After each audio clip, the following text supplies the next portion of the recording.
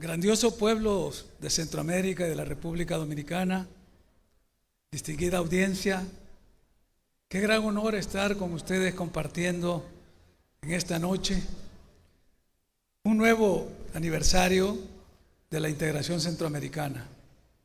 Y qué mejor lugar para hacerlo que aquí, ante este monumento a Francisco Morazán.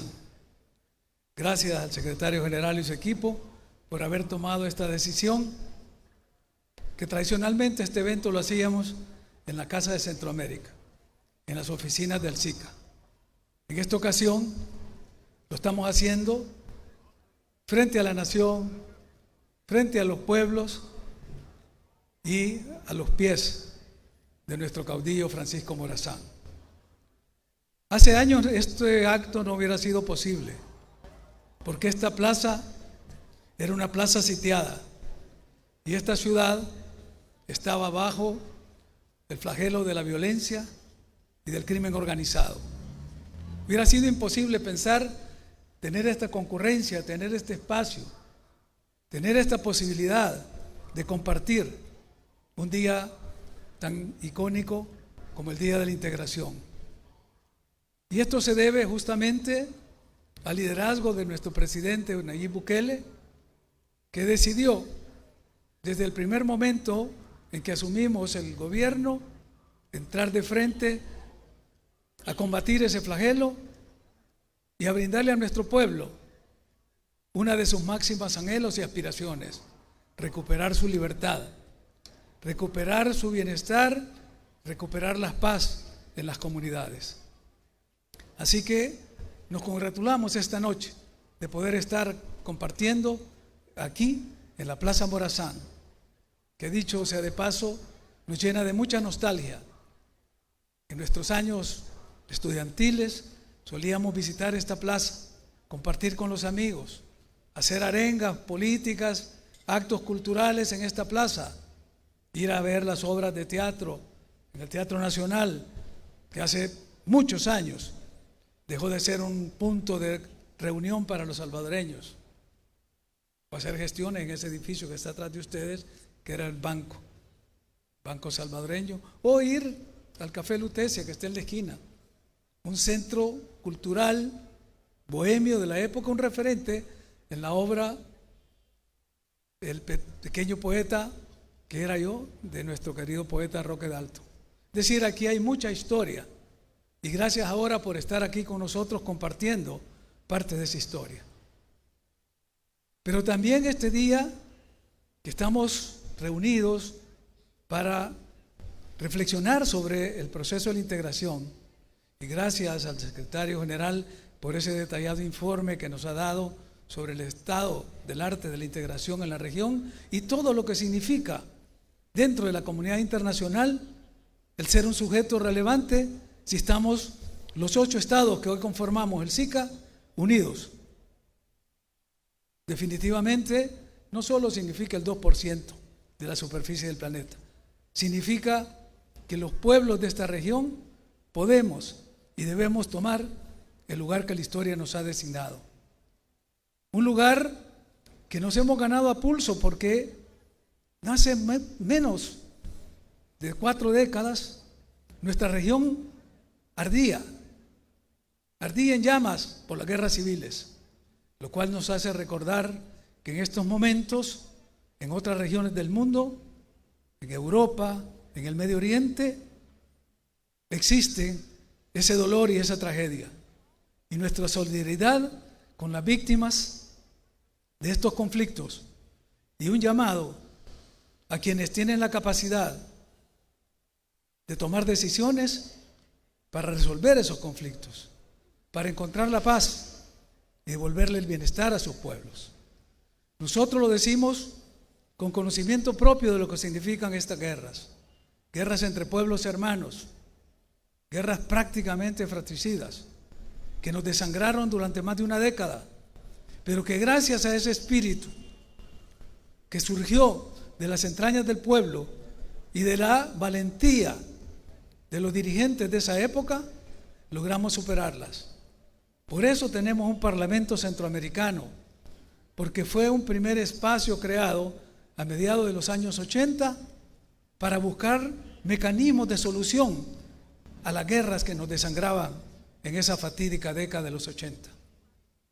Y por eso también hubo la sabiduría para construir una ruta que fue definida con 4 pilares: paz, democracia, libertad y desarrollo. Son los 4 pilares fundacionales del sistema de la integración centroamericana. Fueron esos líderes de esta generación que nos precedió las que tuvieron esa capacidad de dotarnos ahora de la tranquilidad con la que en nuestra región vamos viendo los procesos de desarrollo. Hay una ley en la ciencia política que es la ley del desarrollo desigual y combinado. Algo que no nos debe de asustar, de ver que en este momento Centroamérica no tiene una misma sinfonía para su desarrollo político, económico, social y cultural. Vemos con mucha preocupación lo que sucede en la hermana República de Guatemala.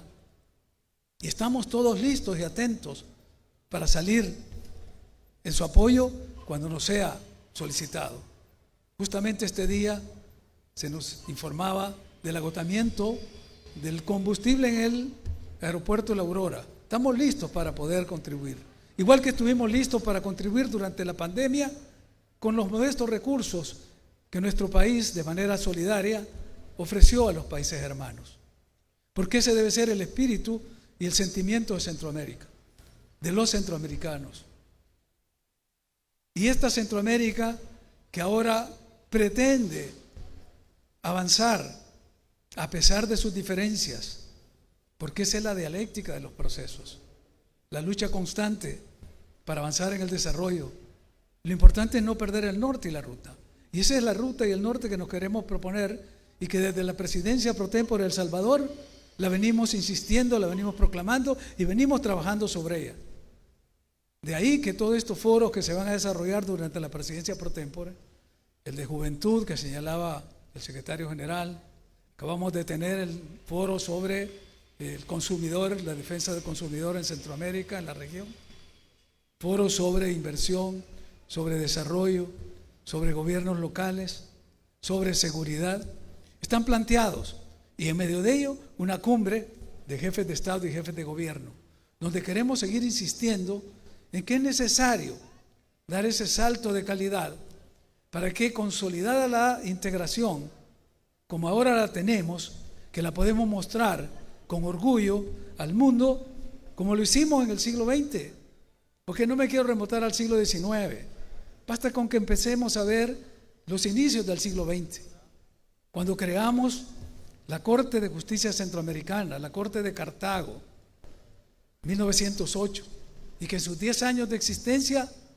le dio al mundo entero el ejemplo de tener Centroamérica un primer tribunal internacional de carácter permanente, donde incluso el individuo y no solo los estados como sujetos de derecho internacional público podían tener participación en su jurisdicción. Y ahí están las 10 sentencias emitidas por la Corte de Cartago, que son parte de esa jurisprudencia universal generada en Centroamérica.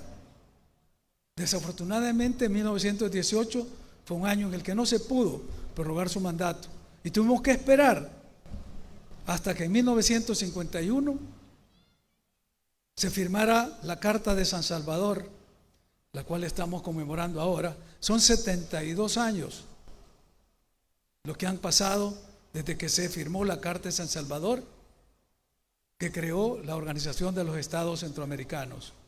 Y dimos un salto una década más tarde para crear el Mercado Común Centroamericano, otro modelo de integración económica que sirvió a otras latitudes, en Europa, en Sudamérica, en otras latitudes, como un ejemplo de lo que se puede hacer cuando los pueblos, los gobiernos, los liderazgos, las fuerzas vivas de los países deciden avanzar conjuntamente.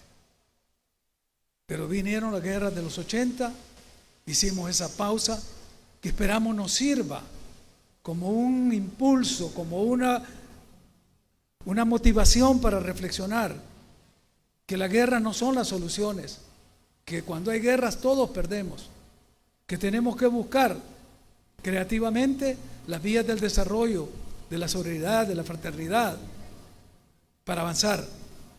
Y eso es lo que estamos proponiendo desde la Presidencia Pro Tempore de El Salvador. Estamos poniendo en el horizonte centroamericano la posibilidad de dar un salto de calidad para constituir lo que ha sido el sueño ya casi 3 décadas atrás de nuestros líderes, de crear la Unión Centroamericana. Lo hemos dicho en repetidas ocasiones, que en 1997, en la ciudad de Managua, en Nicaragua, los presidentes de Centroamérica, el vicepresidente de República Dominicana y el primer ministro de Belice suscribieron el compromiso de crear la Unión Centroamericana, mucho antes que en Europa se pensara que iba a haber la Unión Europea. Los europeos estaban preocupados en hacer funcionar su tratado de Maastricht, que lo habían implementado en 1993. En 1997 nosotros estábamos ya comprometiéndonos a crear la Unión Centroamericana, a crear, y lo dice el texto de la declaración, la Casa Común de Centroamérica. Todavía estamos en déficit de ese compromiso. Y ese es nuestro llamado y ese es nuestro compromiso desde la Presidencia Pro Tempore. Y se lo hemos expresado al Secretario General, lo hemos hecho del conocimiento de los otros 7 estados que conformamos el SICA, que es tiempo de dejar a un lado las diferencias que nos separan, de administrar cualquier tipo de diferencia y de contradicción que tengamos para avanzar en aquellos puntos que nos unen. Porque cualquier intento de unificación de la región pasará por la sabiduría de los liderazgos actuales. Lo decía el presidente Bukele en Guatemala, antes de tomar posesión del cargo, en una conferencia en la Fundación Esquipulas. La Unión Centroamericana la vamos a hacer, y si no la hacemos nosotros, la harán otras generaciones, pero la responsabilidad de no haberla hecho nosotros va a quedar grabada como responsabilidad que no supimos cumplir los que tenemos responsabilidad hoy en los 8 estados que conformamos el SICA. Por eso nuestro compromiso desde la Presidencia Pro Tempore, y queremos reafirmarlo en este encuentro, en esta reunión y en ocasión de celebrar un día más de la integración, es seguir trabajando por la Unión Centroamericana y decirle a nuestro líder, a nuestro caudillo, a nuestro prócer, Francisco Morazán, junto con Pablo Neruda, famoso poeta chileno: Centroamérica, alta es la noche, Morazán vigila. Muchas gracias.